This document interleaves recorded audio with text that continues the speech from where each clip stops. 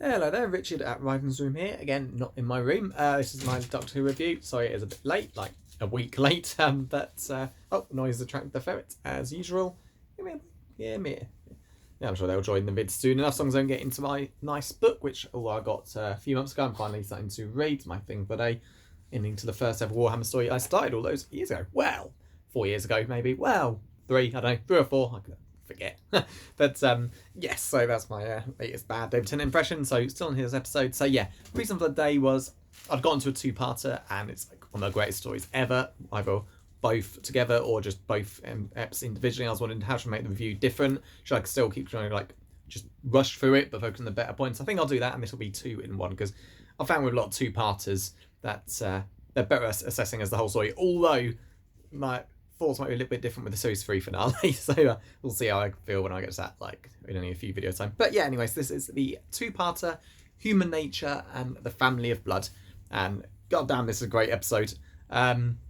Yes, this is it. Much like one that's coming up, Blink, it's very Doctor light in a way. So Blink is a few episodes away. That one barely uses the Doctor at all. It's kind of the way they did productions, basically like Love and Monsters in series 2, to kind of free up production schedule and allow them to make 2 episodes at the same time. It's kind of similar thing with Blink, but I'll get to later.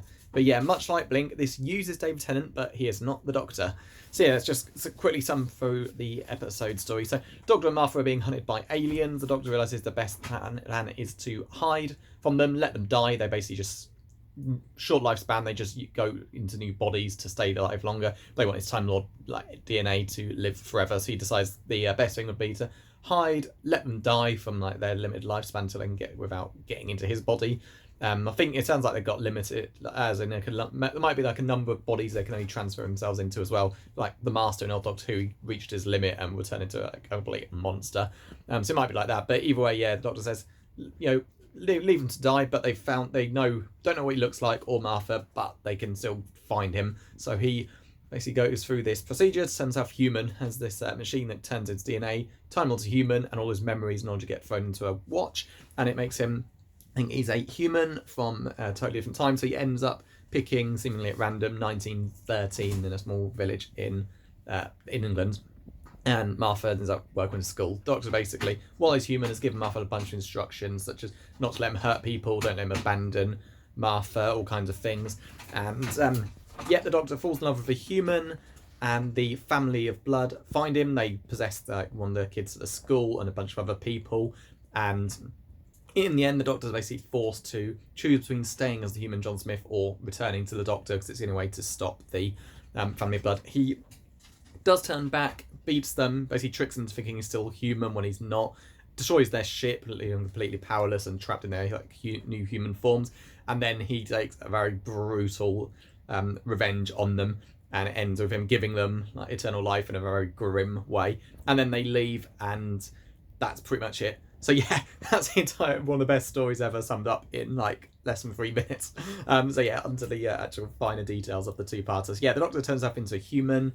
Turns out he's doing that because he's trying to be kind to the Family of Blood, basically by letting them die from their limited lifespan, rather than just actually facing them head on. I'm sure he could fight them if he wanted to, but he doesn't. He just takes the kindest route.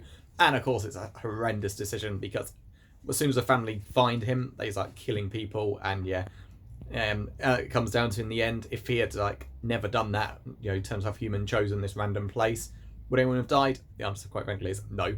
So yeah, while he's human, he falls in love with a nurse, played by what was her name at the time? She's in the actress from Spaced and Shaun the Dead, Jessica Stevenson, I think it is now, or Jessica Hines now, one of the two. But yeah, she plays her so well, and the Doctor has a romance with her. It turns out that basically he gives Martha a bunch of things to look out for. That is not one of them, and he reluctantly changes back, but you can see he'd rather stay as a human. But once he's back as the Doctor, he doesn't want to do it. He just he basically says, he gets asked, could you change back? Yes. Will you? No. He will not return to his human life. But yeah, it's a great episode of him that goes on. You've got some good characters. So he's a teacher at a school, 1913. You've got like the kid from the film Love Actually would then be in Game of Thrones, as you've got this like psychic connection. He gets picked on by the other kids. He's got like some sort of level of psychic powers. Basically, the fob watch, which all the doctor part of the doctor is basically he takes the fob watch and is like communicating with the doctor, telling him what to do. And so yeah, when the family of blood find them, like the part the doctor's in there is able to help him and like keep him alive as well. So let's get to the actors who play the family of blood once they've like been possessed. Oh my god, Harry Lloyd, who plays Baines, yeah, he get being as a complete prick as a child, mockingly asks the headmaster if he's come to give him another caning. It's like, yeah, he can bet he's been caned several times. Him and this other guy, like the typical school bullies, pushing the weaker kid, just Tim Latimer around. And yeah, my god, he was bad as a human. He is awful as the son of mine. The actor is just so convincing. Like, you'll recognise him as Viserys from series 1 of Game of Thrones, and god, the actor's amazing. He's got this creepy like head tilt and fixed smile. Like, there's a scene when like they're trying to like hold the people ransom to like demand the doctor reveals himself, and Martha gets the upper hand, and he gives it, and he's like, she looks frightened, and Martha's like, fighting on a gun. Do you want to see how that? Do you want to try it? And he's like, just like they do this like tilt their head. He's got, oh man, he's creepy. But my god, Harry Lloyd's superb. Not surprised he got Game of Thrones a few years later, and 4 years later, and no doubt he must have done a lot more since. And you got the others are kind of just minor characters. You got the father of mine is just some guy from the village. I don't recognise any of the actors. Mother of mine, Jenny. Really nice woman, friends with Martha. But yeah, she's just a typical like cackling hag. She's like pure on villainess. And then daughter of mine is like sweet little girl with a balloon. She's gone to, you just never see coming. She's gone to like skipping around, balloon in her hand. And yeah, they're all just pure evil, and the things they do, like, it's just not even like the people they kill, they don't even have to do it. Like, there's a bit where the guy just asking for donations for like a retirement fund. He's like, spare some change, masters. I didn't spare you. Shoots him. There's like nasty stuff, things they do, and yeah, they're. So let's get back to the other major part, the time settings. Yeah, 1913, public school, so rich students, obviously, military discipline. The doctor, while in the human body, has no issues, allowing a bunch of students give Tim a beating for messing up their like gun training. There's Martha, unfortunately, something they didn't bring up early in the series. Martha brought it up, but it never came up, but it does here, and it's very respectfully done. Racism is just so like horribly casual. Martha's like scrubbing the floor, and like the kid, not the one who gets possessed, has become son of mine, but his friend, who's just as bad, as basically basically asks, how can you tell if your hands are clean when they look like that? It's like nasty stuff, and yeah, it's just so sad that that's how it was back then, and it's just so casual the way it's done. But yeah, it's very maturely written. So yeah, I always like that. Oh, and of course, this is also based on a book featuring the Seventh Doctor in the gap when Doctor Who wasn't on TV. Although in that episode, the Doctor, if I'm right, did it just to understand what it's like to be human. Even the show mentioned, I'm sure there's a reference to that in the show. Basically, someone of mine says to him, Doctor, has this experience taught you what it means to be human? So I'm sure that was a reference to it because that's why he did it in the book. But yeah, here he does it because he feels like there's no choice. But yes, let's get to the ending. So the reason the Doctor was being kind, basically after the Doctor very, does change back. He gives up his human life. Joan and doesn't want to be with the Doctor as he's not the same person. The Doctor very arrogantly asked her to come with him anyway if they could try a relationship, which is just terrible. It shows how disconnected from reality the Doctor can really be. Same with how he gave Martha a bunch of things to look out for, like don't let me hurt anyone.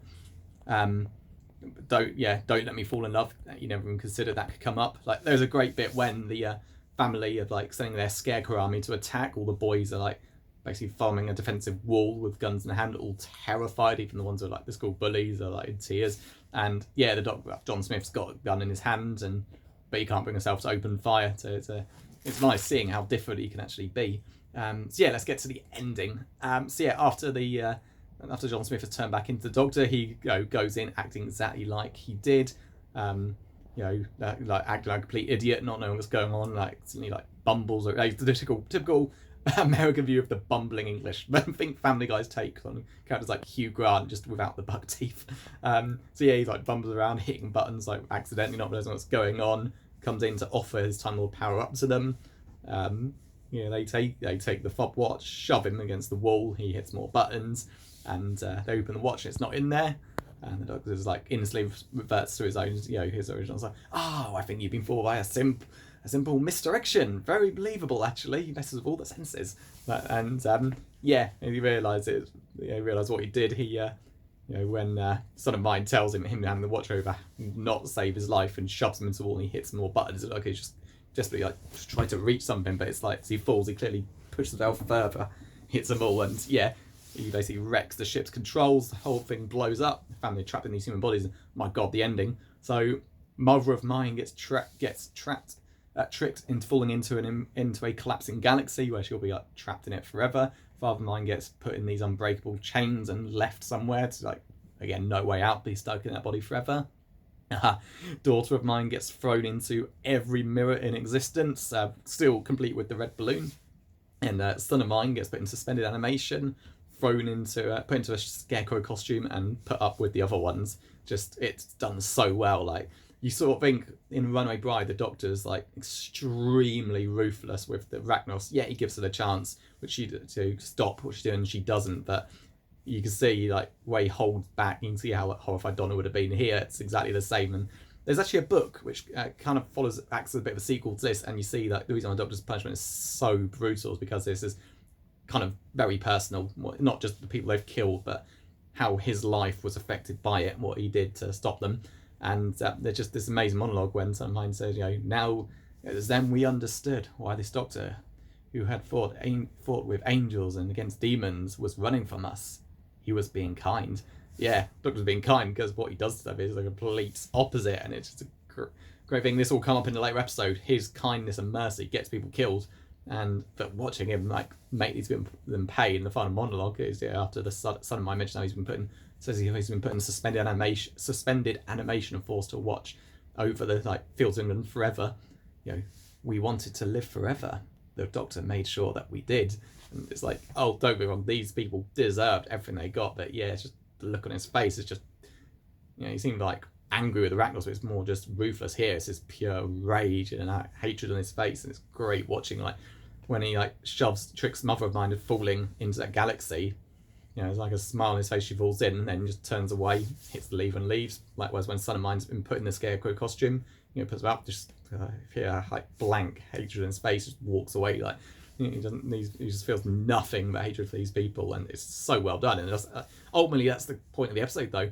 He decided to be kind to let these aliens die. Their lifespans went out, but so many people were killed because of it. He also ruined a lot of lives. Joan, the nurse who fell in love with John Smith, when he goes, he even says so he won't change back. That's gone. And it's like, yeah, he just realised if he just fought them properly, none of this would have happened.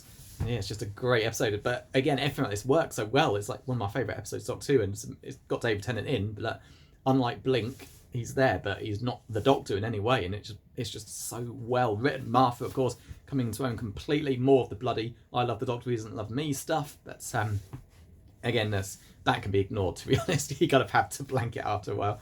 Again, great acting. Again, Son of Mine is obviously phenomenal. Tim Latimer is obviously great as well. The bully kid, and you can see he finds bravery because Daughter of Mine finds him, and he stops her, shows her the one actions of the Doctor in Runaway Bride, which terrifies her. When the family round up a bunch of the kids to check if they've got the watch, they haven't. Their family decide to kill them, and he saves them all by letting them go. And of course, at the end, one of his vision was being killed in a bomb blast with Hutchison, the guy who's picking on him.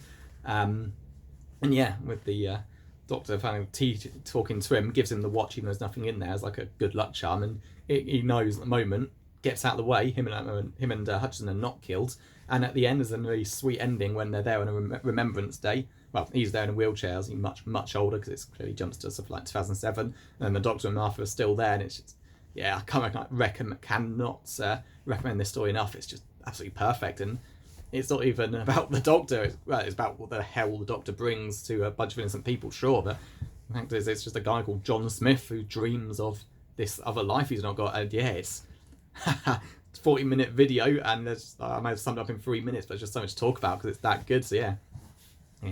Don't apologise for the length. It's just so much to talk about. How I could probably double it. It's just so much more. But again, watch, and maybe 40 minutes, but 2 7-minute videos in one, basically. So yeah, that's it then. I'll try and burn through these vids as quickly as I can. I want to get back on track, do some more shorts. I've got my Doctor Who ranking coming up. I'm just going to basically rank like series 1 each episode, e.g. Rose is an A and Belong Game is a C, and that'll be like a short, and then I'll do a full vid eventually explaining it all, because I do like these shorts and people seem to like. I've got a lot of viewers, particularly on the ferrets, who are now just sleeping because I've come in here way too early for them. But yeah, thank you. I hope you enjoyed this. Sorry about the week-long wait. I'm actually now episode 2 of series 4 watch today, so I really got to get all these uploaded ASAP. So yeah, I'll record Blink probably in a few seconds. Alright then, see you later. Bye.